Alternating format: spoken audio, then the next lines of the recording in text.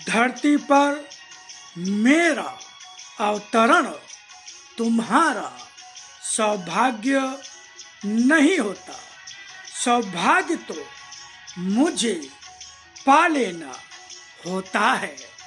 तुम कहोगे कि अनेकों बार मैं अपना अवतरण तुम्हारे जीवन का सौभाग्य बता चुका हूँ, फिर आज उसे अलग रूप में क्यों बता रहा हूँ वही बताता हूँ। संतान के पास उसकी माता और पिता का होना सौभाग्य होता है, मगर इस सौभाग्य को कितने हैं जो पाते हैं? सौभाग्यशाली तो वे ही होते हैं जो माता पिता के होने का लाभ पाते हैं।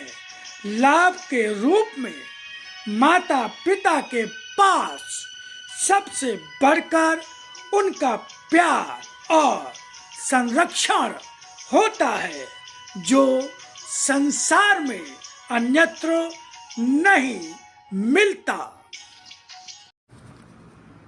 आदरणीय सम्मानित मित्रों, इस वीडियो में जो भी आपने सुना और आगे सुनेंगे वो साक्षात भगवान की ही वाणी है।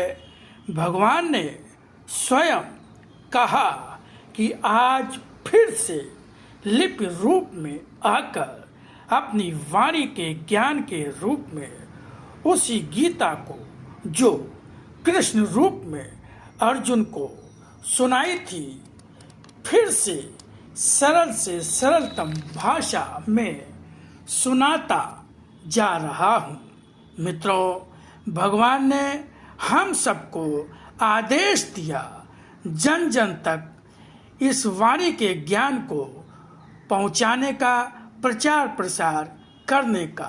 तो भगवान के उसी आदेश के पालन हेतु ही ये वाणी का ज्ञान वीडियो के माध्यम से आप तक पहुंचाने का गिलहरी सदृश प्रयास कर रहा हूं।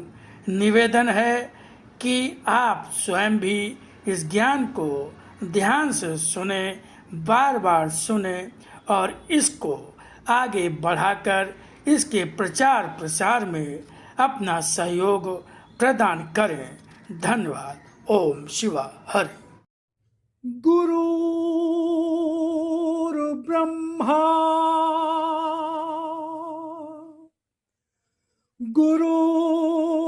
गुरुर्विष्णु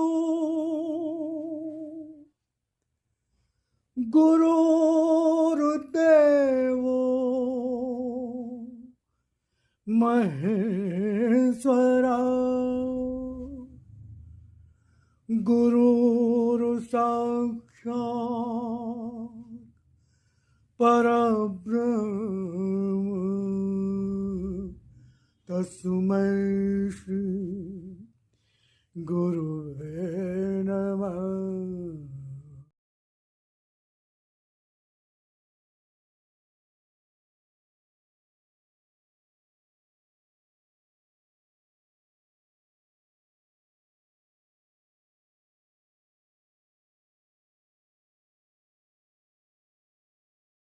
इस प्रकार की मानसिक स्थिति में किसी योग को साधना नहीं पड़ता।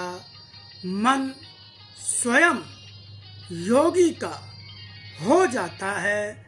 भक्त की भक्ति योगी मन से ही पूर्ण होती है। तुम प्रतिपल मेरी ही वाणी का पाठ करते, अपनी वाणी से मिथ्या बोलते हो, मिथ्याचार करते हो। तुम्हें मेरी पहचान मेरे सत्य रूप में हुई ही कहाँ?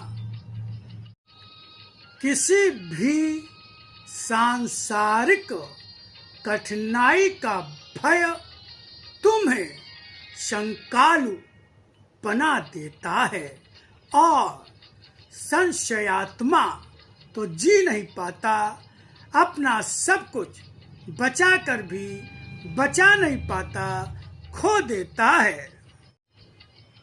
अपने मन में दृढ़ता लाओ, तुम्हारा मन दुर्बलताओं से भरा न हो। संसार में सबल और शक्तिशाली मन वाला ही जी पाता है। मुझे मेरी वाणी में ही पहचानो, इससे अलग मेरा अन्य कोई रूप नहीं। तुम्हारा जीवन संसार के लिए नहीं, मेरे लिए है। तुम्हारा भविष्य वह नहीं जो पाने के लिए भाग रहे हो, तुम्हारा भविष्य वह है जो मैं रच चुका हूँ। मुझे पहचानोगे सब कुछ स्वयं तुम्हें प्राप्त हो जाएगा। मुझे पहचानने वाला मुझ में ही सारा ज्ञान प्राप्त कर लेता है। स्वयं में मेरी वाणी के ज्ञान को उस दिव्य प्रकाश के रूप में देखो कि तुम्हारा मानसिक स्तर क्या अभी भी मेरे समर्पित भक्त का बन पाया है। जीवन में मर्यादा की रक्षा करना सीखो। धर्म मर्यादा का ही नाम है। मर्यादित जीवन व्रती और तपस्वी का जीवन होता है। यह अलग बात है कि तुमने धर्म और मर्यादा दोनों के खंड करके अपने लिए नया धर्म जो जात की दीवारों से बंधा था और मर्यादा केवल धर्म की फांसी के रूप में बनाकर संसार को ही बदल डाला था। आज भी मैं अनेकों बार बता चुका हूँ कि सत्य धर्म की मर्यादा है। इसलिए हर सत्य के भक्त को सत्य की मर्यादा का बंधन बांधना ही होगा। सत्य की पूजा करो तो सत्य से दूर मत भागो। जब जब सत्य ने अपने भक्तों से उनका धर्म मांगा, प्रत्येक ने अपने अपने प्रकार से उस धर्म को पूरा न कर सकने का बहाना बताकर मुंह छिपाया।